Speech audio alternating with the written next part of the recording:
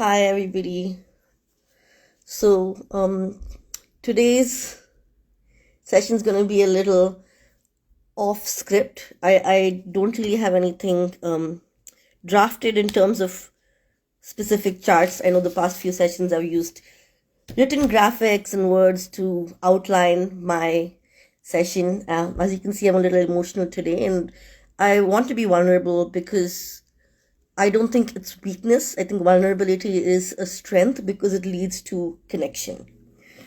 So, this is specifically kind of for my South Asian community, my friends and families back in India and other countries in South Asia, as well as diaspora here in the US and other parts of the world, and basically anybody who's ever experienced colonialism. So it's very easy for us to kind of forget history, especially if we haven't personally lived it and it seemed very distant and remote, especially when we hear stories from passed down from our grandparents or we read about them in history books. We watch movies that celebrate our historical heroes, but it doesn't seem real because we personally may not experience it. And India has its fair share of atrocities that Indians have experienced, but also ones that we've been on both sides of that equation, oppressor and oppressed. Let's go back a couple 100,000 years, right? Um, hundreds years or 1,000 years to where did it all start? Where did this concept of domination start? Right? Was it, or is the question being, are humans inherently evil, violent creatures? Right? This concept that humans are like animals and that civilized communities like the European communities tame them. So it's about unlearning that aspect because that's a very Eurocentric what's the word, Christian missionary attitude that tribes and countries and historical people around the world like Native Americans, Indian colonies and communities prior to the British or Portuguese occupation, people in Maori, or basically the tribal nations are uncivilized, and we needed Europe to come to civilize us. And we all know that that's not true, right? We all know that. So let's think about what is this settler colonial mentality of domination, right? When you look from an anthropological perspective and a theology perspective, and if you look through all scriptures from different religions, from Quran to Bible to Vedas, we all talk about, we should treat the other person with as much care and respect as you would want to be treated, right? In more traditional cultures, man isn't separate from the existence of life, right? Existence of life is all equal.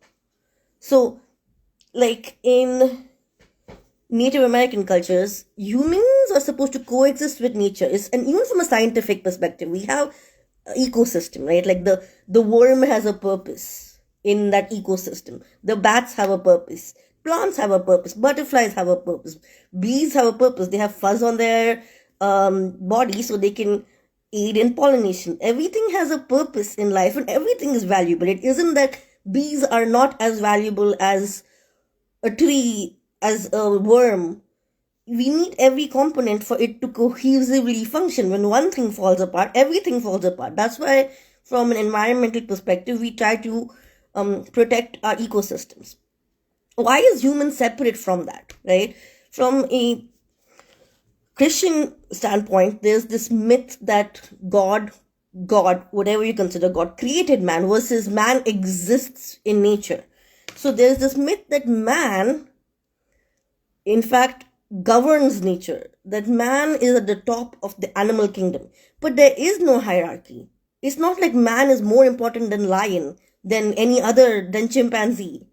It's not. It's a myth. Because once you believe in the man is separate from nature, then man has every right to exploit nature, then you set the precedence of a hierarchical world where then within man, then you can be like, oh, human with male genitals is more important than human with female genitals. Then an adult is more important than a child, or it, like, fill in the blanks. It can be anything, and it's all just labels, right? Because in the end of the day, we aren't even our physical form. We are our actions. Who you are isn't, I'm a brown person with long hair. Like, no, I'm a person who embodies the values of equality and freedom for all. Like that, your behaviors are more important than the labels people associate you with. For example, like, imagine if you got Amazon boxes and you judged the content of the box based on the size of the box. Like, you could have an iPhone in one box and you could just have just bubble wrap and a mop in the other, but based on the size, you're like, one is more valuable than the other. That's how why do we treat humans like that? We know technically that we're not supposed to judge a book by its cover, but we still do it all the time. And it's just labels. It doesn't mean anything. It doesn't inherently mean anything that if whatever the person's gender is, skin tone is, education status, social status, caste, these are all meaningless labels that humans have created. They don't inherently exist. What do we know exists inherently is your behaviors, how you behave in the world. Are you an ethical, kind, compassionate person? That is what we should be looking at. But we focus, like, hyperfixate on the labels of what people are, and then we use that to justify our hierarchical world. And why I'm speaking about this is it then, like, perpetuates that same mindset. For instance, in India, we'll all be like, oh, British Raj was terrible. It shouldn't have happened. They were really mean, cruel, evil people who came here. They took away our resources. They took away our labor. They committed all these atrocities. We had Jallianwala Bagh. Don't you see the similarities of what happened in Jallianwala Bagh to what's happening in Palestine? Do you not see the similarities? Why would you feel like that is different from the other person? Like, life is life. If you look in native cultures, right, like, in India, it's called prana, life force. In China, it's chi. In Native American culture, I forget the exact word, but it essentially, we value the life force. Using a Eurocentric model of, oh, man is at the top of the animal kingdom, it sets the basic premise of a hierarchical world, when all life is valuable, of all shapes and sizes. All life is inherently valuable. That's the point of human rights. We are all human. So essentially, it's like decolonizing our mindset, where once the Britishers came and went, then we still had this colonial mindset that, oh, they've left a gap now. So now we need to compete amongst ourselves to then, still take the rankings, like rank 1, rank 2, rank 3, right? Hindus need to be on top, or Islamic people, like this myth of Islamophobia. Islamic people are people. They're just people who choose to, live life according to their Islamic values. It's not Islamic people. They're people first. Use people first language. They are people first. This myth of Islamophobia, and then it's like, oh, but they did this to us, and like, does it matter who started? It's I will make the whole world blind. Getting revenge, seeking revenge isn't going to bring back dead people. And if you truly believed in Hinduism, you'd believe in the idea of reincarnation. So your dead people aren't dead and gone. They exist. Maybe they have been reborn as the person you now deem as a terrorist. Maybe they were reborn as a person who follows the Islamic faith. And now you want to alienate them because you want vengeance for the person who died in your lineage long time ago. Like, that's the point of karma. Like, any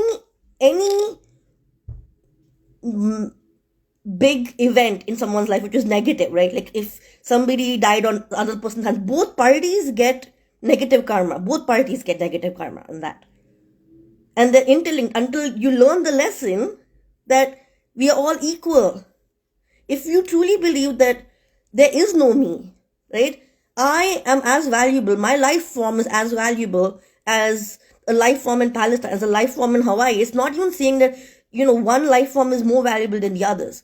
If you, it's not even about, oh, treat your neighbor like you would yourself. Your neighbor is you in a parallel universe. If you, like, people will go to n number of lengths to believe in this multiverse in the Marvel comics or TV or MCU, but it's like, why can't you apply that same logic in your real life? Why can't you apply the same logic in your real life? Because if you believed in a multiverse, I was a person in Palestine, irrespective of my gender, I would not want somebody treating me that way. Right? It's not even like, oh, treat your neighbor like yourself. You are your neighbor. You are literally living multiple lives at the same time. This concept that time is linear, and I know it's like, because we're so ingrained in the Eurocentric idea of like science and math, and I'm not saying these aren't valuable things, they are, but they're just a metric. They don't inherently exist. God didn't create centimeters or kilograms. We, like, if anybody's been to engineering school, even like high school, there's a statistical institute at SI units. We compare it to something that exists. Everything is comparative. Nothing inherently exists. Right? So we need to like decolonize our mindset that there's a inherently hierarchical nature to existence. Because there isn't. That's the truth of it. There isn't an inherently, because if you inherently believe at birth, one entire classification of human existence is less valuable than another classification of human existence based on whatever. I have this list over here, right? Like, I am more valuable of human rights than you because gender, age, religion, nationality, race, skin tone, language, caste, social status, education status. Then if you that's what's called being bigoted. And that's what's called being, you are so divested from your own humanity. And what is humanity, right? It's like, we all share the same emotions and feelings. That's consistent across different cultures. They've done scientific studies on this. They found scientific studies in tribes that were untouched by civilization, by the rest of the civilizations. They all still have the same facial expressions. I think the study at 93% of human communication is non-verbal. So you are very well able to communicate with somebody who you don't share a language with just based on their body language and their facial expressions.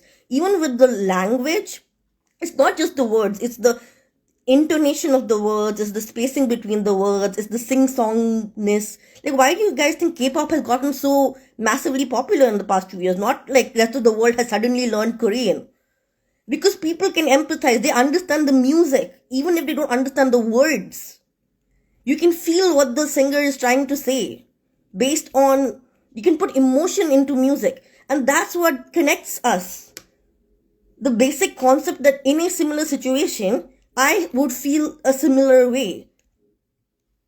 And that's when you have true affective empathy. And there's a difference between, again, like empathy and compassion. Empathy is the ability to share an emotion, to like, oh, like, it's not even like, oh, I see my son in the images of injured Palestinian kids. That kid who's injured is my son. It's not, it's one and the same, because it's all prana, it's all life form. And then you feel an emotion, right? Like, if my son was hurt and I feel angry, I feel upset, I feel scared, I must do something. But then if you're not able to emotionally regulate, to calm yourself down, to then take an action towards like, oh, now that's compassion. Compassion is acting on your empathy. Love is a verb. It's not just, I love people and let me just sit back and do nothing about it. Right? It's not a consumable kind of love. Love is a verb. So then when you can emotionally regulate, because we all get big feelings and sometimes it makes us uncomfortable. It makes us uncomfortable because we may have relatives who are anti-Islamophobic, right? Particularly in India. Given that 80% of our population is for the most part indoctrinated into Hinduism at birth, and the messaging that we've gotten, this is the legacy of our country, right? Colonialism. This is what the Britishers did. They pit us against each other. They're like, oh, let's, the whole, we know this. We know, we read the history, right? They did the whole divide and conquer. And what are we doing? We're carrying on that colonial baggage. Why? Do you truly believe somebody just based at birth on the fact that they were born into a family that practiced Islam, that they are now less valuable or more dangerous? Like that's bigoted thoughts, right? Because it's not true. Because every human, irrespective of what religion they choose to follow, they just want to live in peace. They want a job. They want to, take care of their family. They want to feed them. They want to educate them. They want to just live in peace. This myth that this Islamophobic myth that we, like, just because a religion that a group of people follow, they are inherently more dangerous. It's a myth is what it is. Because look, it's just a cover up. Because what has the West been doing all this while? They make that area so unstable. People can't keep their jobs because they're constantly being bombed. There's no proper food, there's no proper education, and then to blame it on them, saying no, it's their fault. Like, that's gaslighting at its finest. Like, we need to be able to see both sides of the coin. India's history, right? Like, we had Mahatma Gandhi, who was all non-violent, he was proponent for non-violent, but we also had Subhash Chandra Bose, who had a freaking army, right? We had Bhagat Singh. They wanted to fight. Were they terrorists? Were they trying to terrorize Britain? Or were they standing up for their right, for self-governance, the right to self-determination? What is Palestine doing now? Are they trying to take over the world? This whole, Israel has a right to defend itself. No one's freaking attacking Israel. Israel literally is the same as Britain. They're settler colonialists.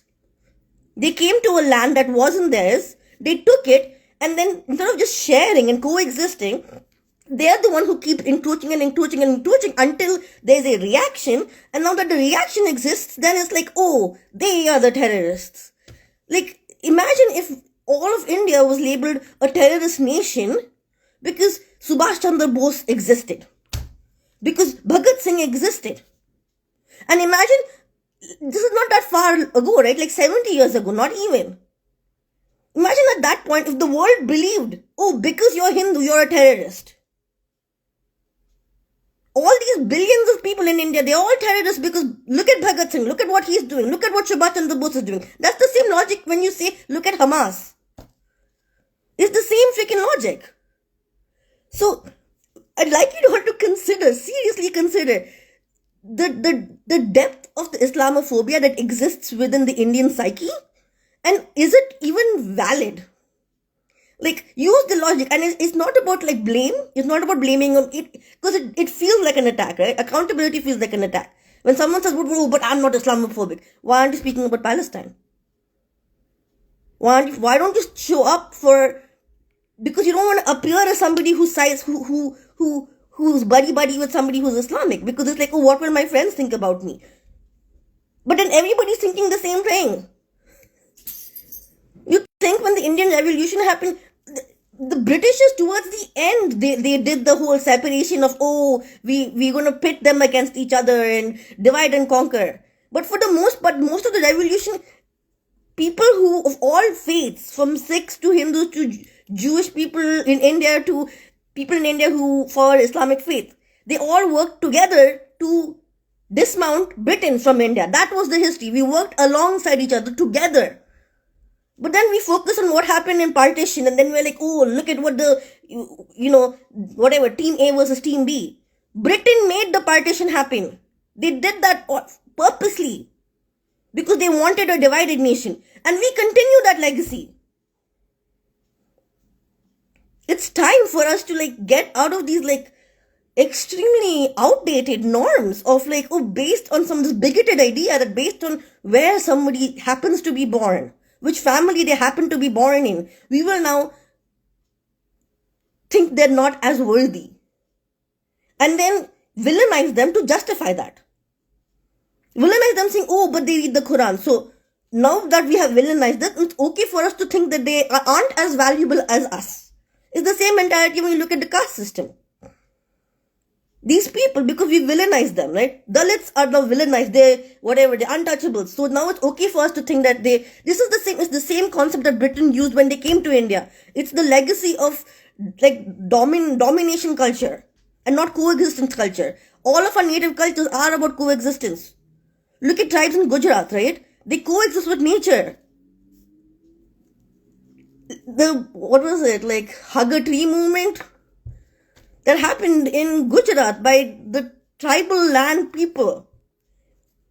Colonialism is not an inherently Indian aspect. It was brought to us and we keep pushing it forward because we are afraid that, we don't want to, in the future, in this imaginary state, once again become colonized. So I would rather be the colonizer than risk becoming colonized again. Versus, I don't want anything to do with colonization. It's the root of all evil. And I want to go back to my base state of living, coexisting. So I urge you guys to really read and decipher what our history says and unlearn the colonial mindset of an inherently hierarchical world, because there isn't one. It's like playing a game. If you guys have played like board games, like playing, what is it, Risk or Pandemic, we've been told a lie that this is a competitive, life is a competitive game. It's not, it's a cooperative game. And we are failing at it because we're trying to compete. This competitive nature comes from this a baggage of this domination culture that comes from colonialism. It's time. We need to get rid of this and go back to our native culture, from India to tribal native cultures in America to like all over the world. Our inherent nature is to coexist, is to be empathetic and compassionate. It's time for us to like choose to do that. It's almost like we have an opportunity to choose to evolve. Because historically, like, we haven't chosen to evolve, right? Like, you didn't, like, our ancestors, Neanderthals, didn't like stare at their paw and be like, okay, time to grow an opposable thumb, or like, look at each other and be like, oh, time to like eject our tails. We don't need this anymore. It happened because we adapted to nature, to changing environment. And we are at a point in our evolution where the environment is changing. And it's time for us to like consciously, this is where we raise our consciousness. We consciously choose to evolve to our like basic seed nature. It's like for instance, a bonsai tree and like a massive tree, like a cherry tree in the wild.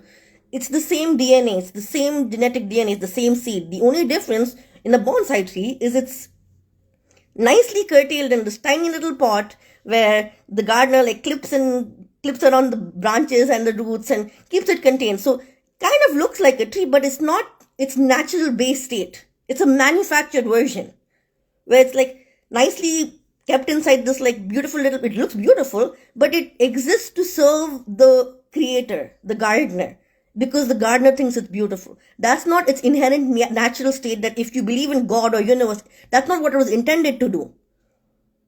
So this aspect of like, oh, capitalism and colonialism, they go hand in hand. Your basic, like, Gandhi said, there's this myth that there isn't enough for all of us. We have to be competitive and we need to like, compete to get like the best house or the best car or the most money. But all those things are created by man. Money doesn't inherently exist. People historically traded like eggs for milk. And then we created the concept of money so that we're not just trading, doing the barter system. But suddenly started valuating human life to money. And that's capitalism and colonialism. It has its roots in slavery. Equating human life to money. And we still do that. We still are like, oh, I want to take up a profession in engineering or medicine because I make more money and hence I'm a more valuable person. Because of all the wealth that I own. Like, your wealth will die with you. It doesn't exist. It's like what Buddhists call Maya. It's Maya. All of this is nonsensical. The only thing, like, even when you look at there's a Harvard study that spoke to, there's like 3 generations, where they spoke about like at your deathbed, what is valuable? It's the quality of the connections you have to other humans. Whether it's your spouse, your children, your neighbors, your friends. That is what matters. So it's high time we like decolonize our minds and quite frankly overthrow capitalism, because it's a remnant of a colonial mindset and a colonial framework of slavery, We work for who? To serve our, people who are the few. That's why it's broken. The system's freaking broken, because only like 1 or 2% of the population makes a majority of the wealth, right? We don't actually live in a democracy. It's theoretical. To make it a democracy, we need to make it. I think Jefferson said this, that we can have a democracy as long as we work for it, as long as we can keep it. So we need to work on keeping it, and that means at our base level to decolonize our mind and remove whatever inherent notion you have that human life of a specific kind is more valuable than another kind at birth, based on some arbitrary labels which nobody has control over. Like none of you all have control over the color of your hair, or which country you were born in, or what language you speak natively. You don't have control over that. So why should that? So you don't really have the right to self-determination, right? If you believe in free will, if you believe in the right to self-determination that our ancestors fought for, then it's our duty to fight for other families, other humans.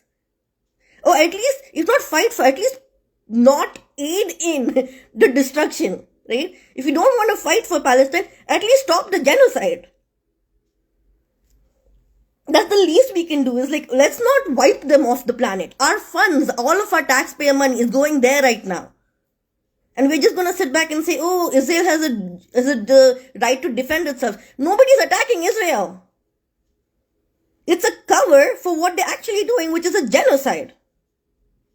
And then they'll turn around and be like, oh, how dare you attack me. It's the same shit that like toxic men do. Who's like, oh, you're anti-man. It's the same shit was like, oh, you're a feminist? Oh, that means you hate men. Like, that is not the same thing. Just because someone's a feminist doesn't mean they hate men. They're saying, I want equality and opportunity for women, because historically we haven't had that. To conflate that and say, oh, if you're a feminist, that means you hate men, is nonsense, right? It doesn't make logical sense. That's the same thing. Saying that, I'm anti-genocide doesn't mean you're anti-Semitic. It means you're pro-human rights. It actually means you are pro-Jewish people, because now you're honoring their history, which is they survived a Holocaust. And now we are ensuring that doesn't happen again, ever, to anybody, anywhere. The concept that, oh, I was abused, hence I have the right to abuse more people, is nonsense. Like, we all have that toxic family member who's like, oh, when I was younger, you don't know how difficult life was for me. I traveled barefoot to school. I walked all these miles. Okay, so the point is the next generation should have it easier. If you're so insecure that you're competing with your children, imagine that. You're so insecure that you're competing with your children and saying, oh, my life was so difficult and now your life should also be difficult. We know that's toxic and we know that's not okay. If you have a kid, you want your kid to have a better life. That's human nature. That's biology. That's the purpose and point of having children, propagating your genes, is to make life better and easier, more equitable for your progeny. So if we are able to point it out in our own families, when a toxic family member, an elder is like, oh, I had it so bad and it's so unfair that you guys have it so well, like that's the point of having progeny. Then we can see the point of what Israel is doing. Israel can't say, oh, we experienced Holocaust, so now you should also experience Holocaust. It doesn't logically make sense. It's not connected to each other.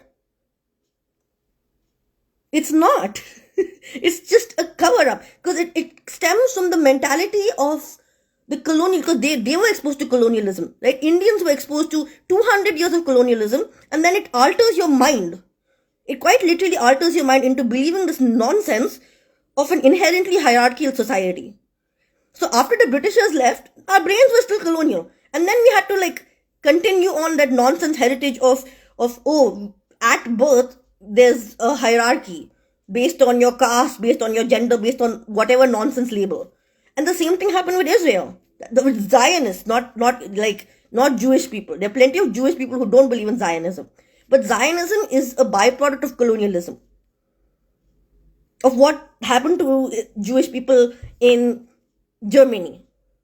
They were like, oh, I don't want to, in the future, ever be exposed to colonialism again. So I would rather become the colonizer versus colonialism sucks. We need to wipe this thing clean out of the planet of this earth. Just no more colonialism. It's archaic. It's extremely barbaric. The idea that we own or are better than other life forms. It's antiquated. We know this. We're supposed to learn from history to be better in the future, not use history to justify current and future atrocities. That never works out. Never does. And I will say this, like, as a generation, we are lucky in the sense that we have communication tools that are like instantaneous, right? Like our ancestors, for instance, like during the Indian Revolutionary War, I mean, they did communicate. Like MLK communicated with Gandhi at some point of time, and then Albert Einstein communicated. They used to send like snail mail letters to like convey their thoughts about freedom and equality and justice for all. But now we can do it live. So compared to my mom and my grandparents, I definitely have it easier in the sense that we have technology, but that makes it equally, it's like the Spider-Man theme of with great power comes great responsibility. It means that we have a higher responsibility to make sure this doesn't happen anywhere. We can't keep, it shouldn't be like, oh, because they did this to me, now I must seek revenge. Like somebody's got to stop at some point because we all inherently the same life form. Like how many times you want to be reborn into the same life? Like we got to stop. We've been lied to about this myth of this competitive game. It's not competitive. Gandhi said this too, like there's enough on planet Earth for everybody's need. We can quite frankly live, eat well, get our basic needs met, have housing, have clothing, have food. We're able to do all of this. We can't because of capitalistic greed, which is a byproduct of colonialism. That's the reason. And we can overthrow it. We can overthrow. It's not, oh, no one's ever going to be able to do this. And I'm not saying socialism is the answer, but there should be a better way to live than capitalism. There's a better way to live than some archaic byproduct of colonialism with this idea that we live in a democracy. We clearly don't. A majority of Americans want the genocide to end, right? And what happens? America still vetoes it. So do we live in a democracy that actually reflects what the people want? No, because we live in this faux democracy, which is really an oligarchy. Because our elected officials are funded by private payers. So it's under the guise of democracy, we live in an oligarchy, and we got to change that. We have, because our laws allow for, that's what George Washington did, right? That's what our founding fathers did. We set up a system, a civic system, that if it's not working properly, it's on to us to change it.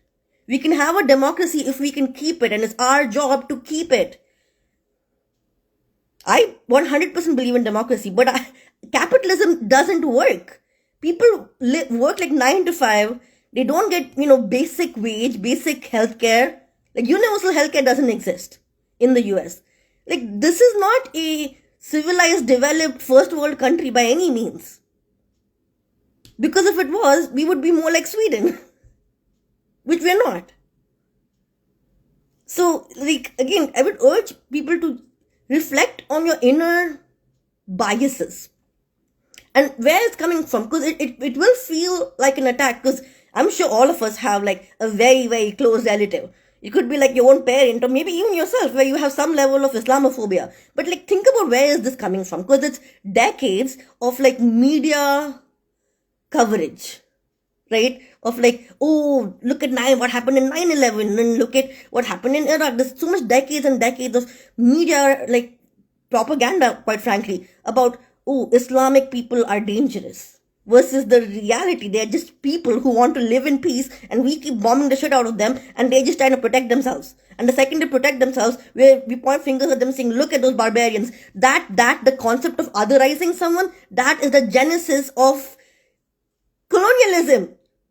We know what colonialism is. Indians know it. All of us have ancestors 3 generations ago who experienced colonialism.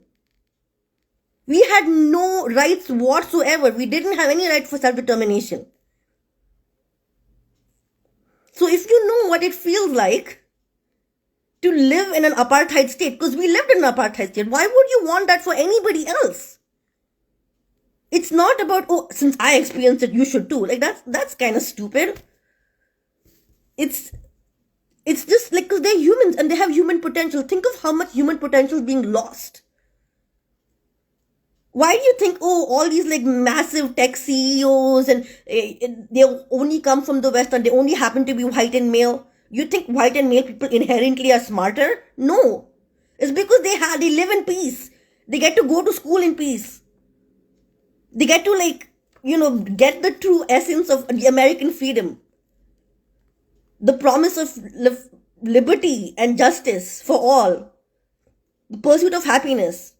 They get access to that, which is why they can focus on work and studies and getting a job and then founding Facebook. What if the next Facebook founder was in Palestine right now? We are literally like stamping on little buds before it even has an opportunity to blossom. It's human life, it has potential. But I don't see any of my fellow white American women. Where are y'all? Why is it that you are the first person in line when we talk about, we need equality when it comes to the family court system? Because liberation is collective. The concept of like patriarchy, it's all tied to colonialism.